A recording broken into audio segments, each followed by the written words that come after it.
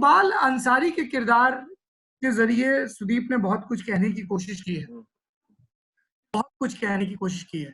और तोप सिंह के किरदार के सहारे भी वो पूरा बंद सिंह, मतलब पूरा जो एक जट सिख वर्सेस रविदासिये वर्सेस मजहबी सिख जो पंजाब में पूरा डिस्कोर्स चलता है उसको, तो वहां पे आपको नहीं लगा कि वहां पे भी थोड़ा बवाल कट सकता है जिस तरीके से दिखाया सुदीप? ये सवाल पूछने के हाँ, पीछे एक मकसद ये, आपने जो सेल्फ सेंसरशिप और उड़ता पंजाब के टाइम की जो तकलीफों से दो चार हुए वो भी हमारे दर्शकों को बताया। सेंसरशिप, जी। सेल्फ सेंसरशिप राइटर के दिमाग में कितनी हावी रहनी चाहिए? ये एक्चुअली मतलब इस देश में अगर आपको राइटर बनना है, स्पेशली अगर स्क्रीन राइटर बनना है, क्योंकि शायद आप किताबें लिख रहे हैं तो किताबें पढ़ना लोगों ने छोड़ दिया है, तो किताबों में you can get away with it. But but अगर फिल्म कर रहे हैं या कुछ पॉपुलर मीडियम के लिए कुछ कर रहे हैं, तो वो लोग माइक्रोस्कोप में आपकी कहानी को रख करके देखते हैं। और कहीं ना कहीं ये एक फैशन सा बन गया है कि ऑफेंड होना, कि यार ये चीज मुझे बुरी लगी, ये चीज तुमने कैसे कह दी। और बहुत ही एक बंधा हुआ सा महसूस करोगे अगर आप राइटर हो तो, और बहुत सारी चीजें सोचनी पड़ती है। उड़ता पंजाब के समय बहुत ज्यादा हुआ, उड़ता पंजाब के पहले मैं बहुत ज्यादा स्वच्छंद राइटर हुआ करता था। मैं बिल्कुल भी नहीं सोचता था।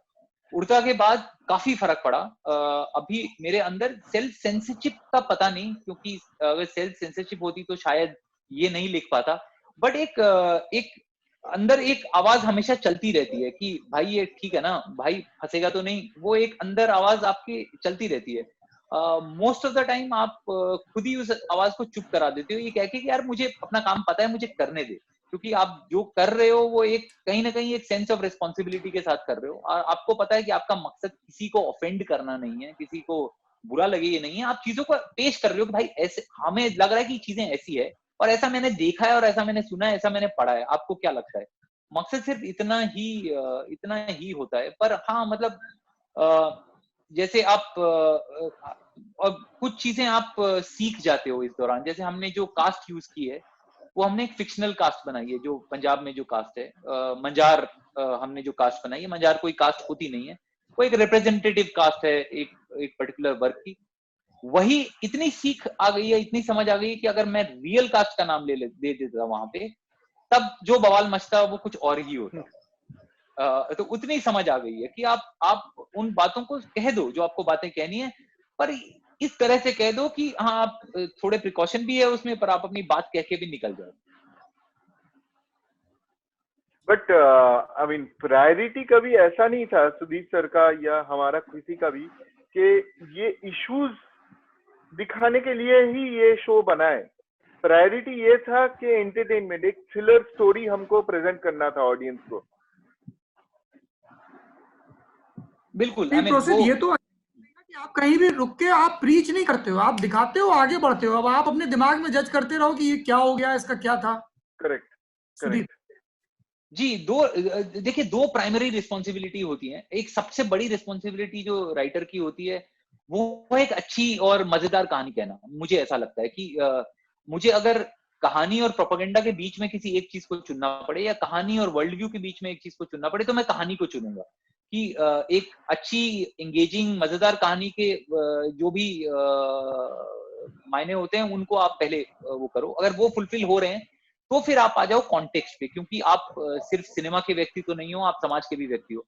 और समाज में बहुत सारी ऐसी चीजें चलती है जो आपको या तो कहीं ना कहीं परेशान करती है, या जिन्हें आप समझने की कोशिश कर रहे हो। तो मेरे लिए वो दूसरा मेरा ऑब्जेक्टिव है कि यार जब मैं कोई एक चीज इसमें डाल रहा हूँ, वो कहीं ना कहीं मैं उसको एक्सप्लोर करने की कोशिश कर रहा हूँ एक सिटीजन के नजरिए से, कि यार ये क्या है, ये चीज जो हो रही है ये क्या है, और ये क्यों है, और ये क्यों हो रहा है।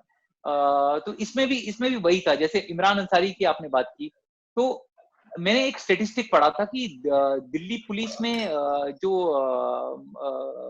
मुस्लिम ऑफिसर्स का परसेंटेज है, मुस्लिम एम्प्लॉइज का परसेंटेज है, वो 1.5% है। और ये बहुत ही एक शॉकिंग मुझे एक नंबर लगा कि अगर मुसलमानों की संख्या अगर आप दिल्ली में देखोगे, कहीं ना कहीं 13-14% है, और पुलिस फोर्स में इनका 1.5% का कंट्रीब्यूशन है।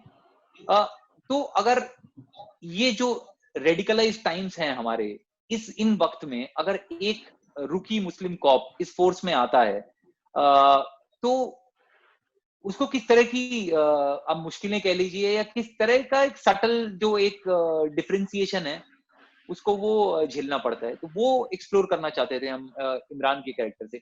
और इमरान का जो अंसारी का जो कैरेक्टर है वो कहीं ना कहीं एक काउंटर पॉइंट है कबीर के कैरेक्टर से, कि आप कबीर एक निम्न वर्ग से आता है, तो कबीर जो है कभी अपना रिलीजन आउटग्रो नहीं कर पाएगा। वो कबीर और उसके बाप ये चाहते थे कि वो अपनी इस्लाम पीछे छोड़ सके, पर वो नहीं कर पाया। इमरान के साथ वो बोलता भी है ना कि जिसको मैंने मुसलमान भी नहीं बनने दिया, आपने उसको जिहादी बना दिया। जी। और इमरान के साथ उसका ये था कि शायद अगर आप पढ़ लिख लो, शायद अगर आप अगर पाताल लोक से नहीं आते हैं, तो आप क्या उसको पीछे छोड़ पाएंगे, अपनी आइडेंटिटी को, अपनी जो वेरी मुस्लिम आइडेंटिटी है, क्या आप उसको पीछे छोड़ पाएंगे? पर कहीं ना कहीं जो सिस्टम है वो उसे याद दिलाता रहेगा कि भाई तू हम में से एक नहीं है। ठीक है, अच्छी बात है तू यहाँ आ गया है, पर तू पूरी तरह हम में से एक नहीं है। इसके लिए वो एक डायलॉग भी है ना, इनके कम्युनिटी से आजकल बहुत सारे आ रहे हैं। जी, जो मॉक इंटरव्यू वाला है, मॉक इंटरव्यू वाले में, और फिर वो सीढ़ी कहता है कि तेरा तो हो ही जाएगा, क्यों लोड ले रहा है, तुझे तेरा रिप्रेजेंटेशन भी तो दिखाना है। जी।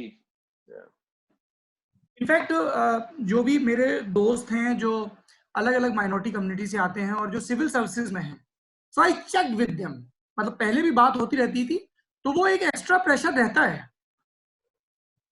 बिल्कुल, मतलब दैट वाज वेरी, जो सीढ़ी से उतरते हुए अंदर कहा गया कि तुम इस सवाल पे बैकफुट पे क्यों आ गए या पॉलिटिकल क्यों नहीं हुए, स्टफ लाइक दैट।